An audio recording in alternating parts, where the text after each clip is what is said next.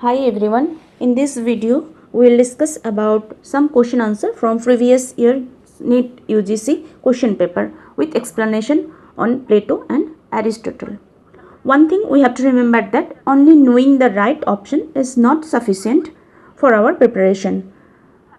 We have to discuss about other options and must get knowledge about those because in coming exams the questions will be completely different, but if we carefully analyze these previous papers and study more carefully, it is not a tough task to clear UGC NET or any other competitive exams.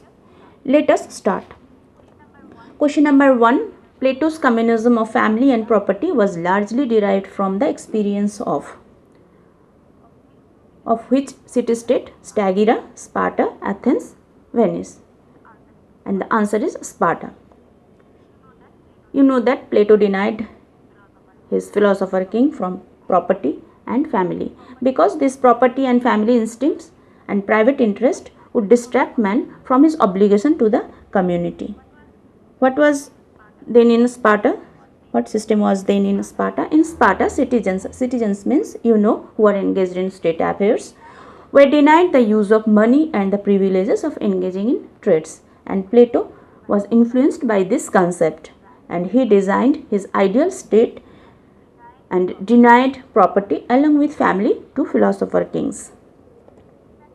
Second question, nocturnal council finds a mention in Plato's in which book? The Republic, the Statesman, the Laws.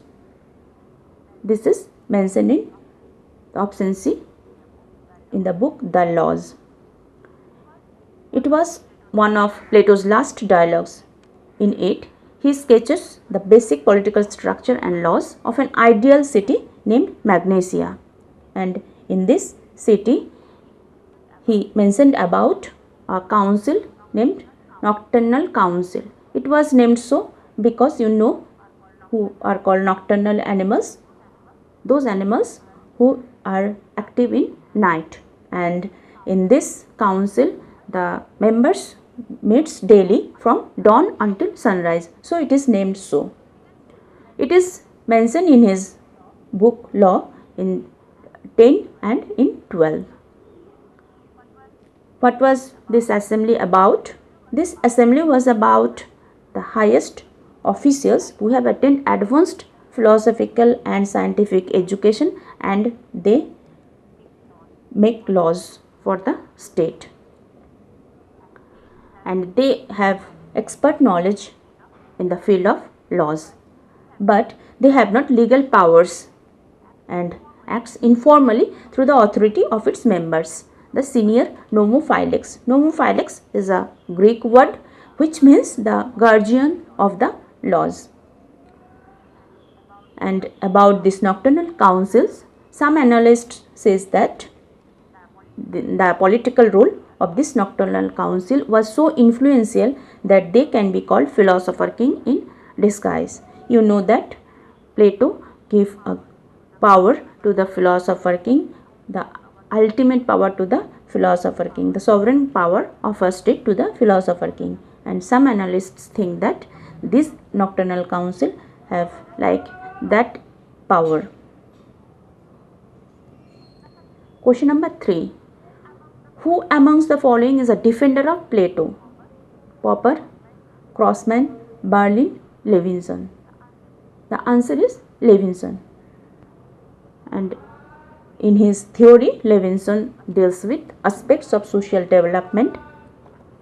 In different stage of life, individual moves from one stage to another through transition periods lasting about 5 years. This was Levinson's theory. We have already discussed about Plato's theory of education, and in his theory he divided stages for a student, lower stage and upper stage, and between them they prescribed different stages. We will discuss it later in our another video. And in this case Levinson is quite similar to Plato's division of stages in the process of education. Karl Popper. Who was Karl Popper? Karl Popper was a scientist political scientist who wrote his book The Open Society and Its Enemies in the year 1945.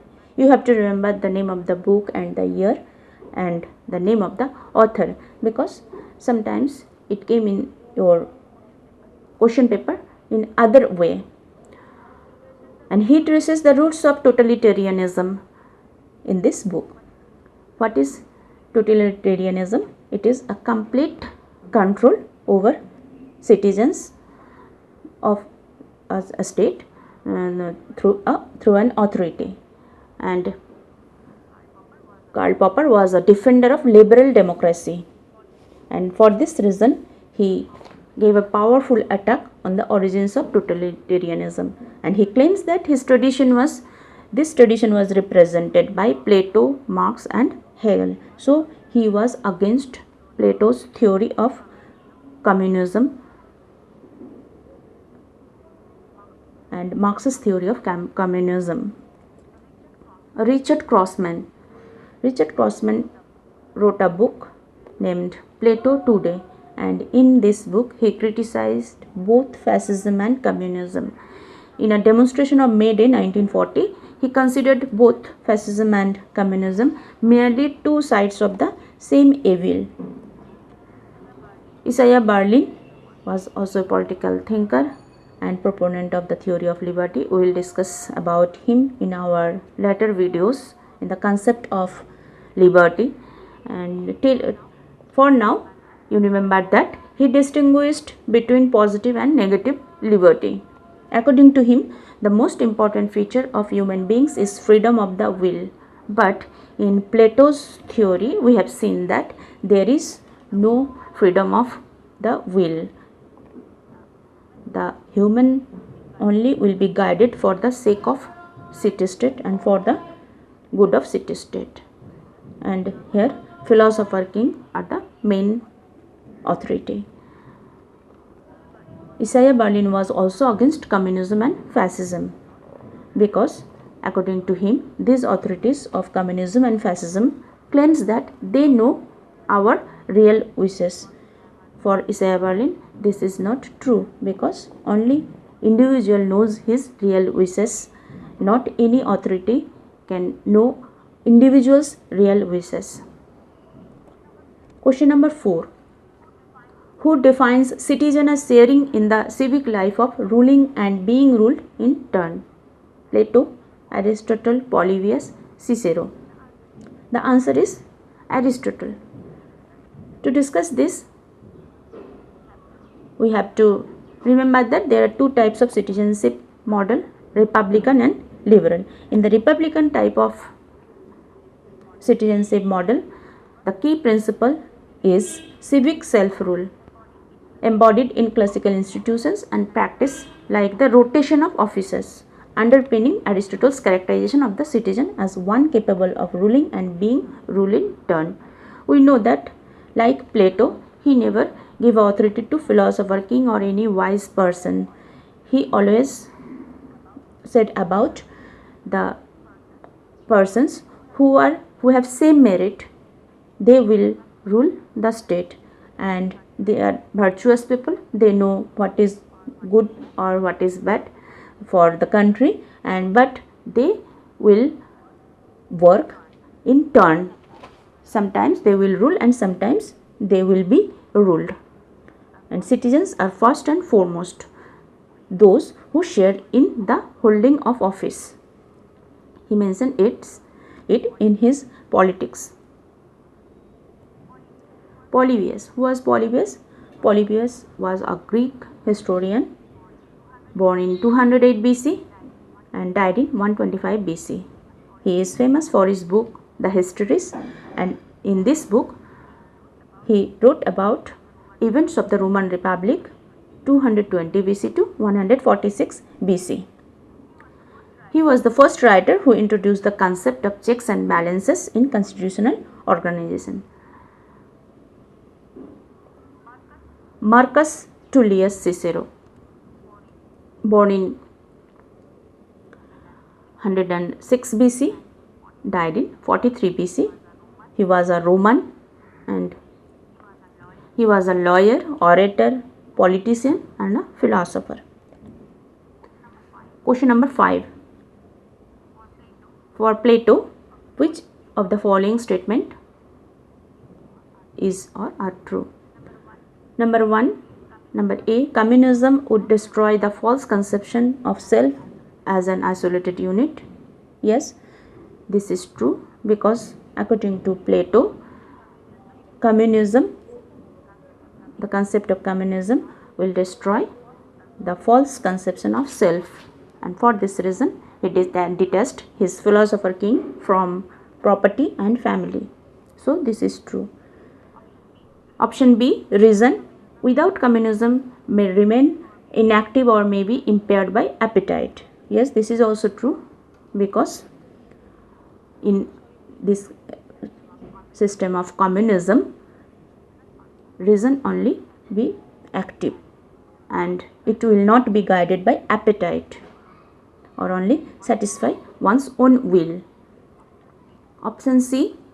The union of economic and political power would degrade the state in plutocracy. Yes, this is also true because Plato never provided his philosopher king the economic power, only they were provided with political power.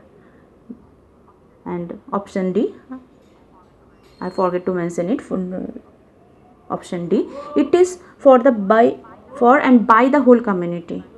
But this statement is not true because this communism, it was not for the whole community. Communism was only for the philosopher king.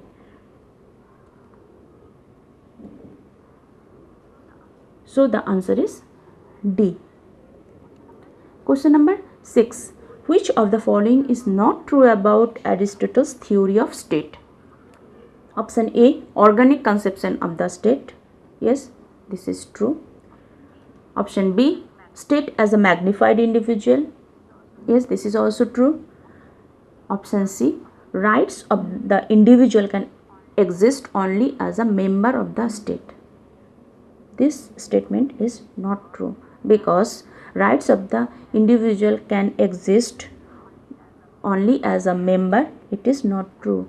He have to become a citizen, and citizen means who have political rights. Any member of the state cannot have rights. So option C is the answer, and this is not true. And option D, there is no conflict between the end of the state and the end of the individual. Also in Aristotle's theory, the end of the state and the end of the individual is same. There is no conflict between their interest. So the option 3 is the answer. Hope this is clear to you, and in the next video we will discuss about the citizenship. And if you like my videos, hit the like button and share and subscribe the channel. Thank you.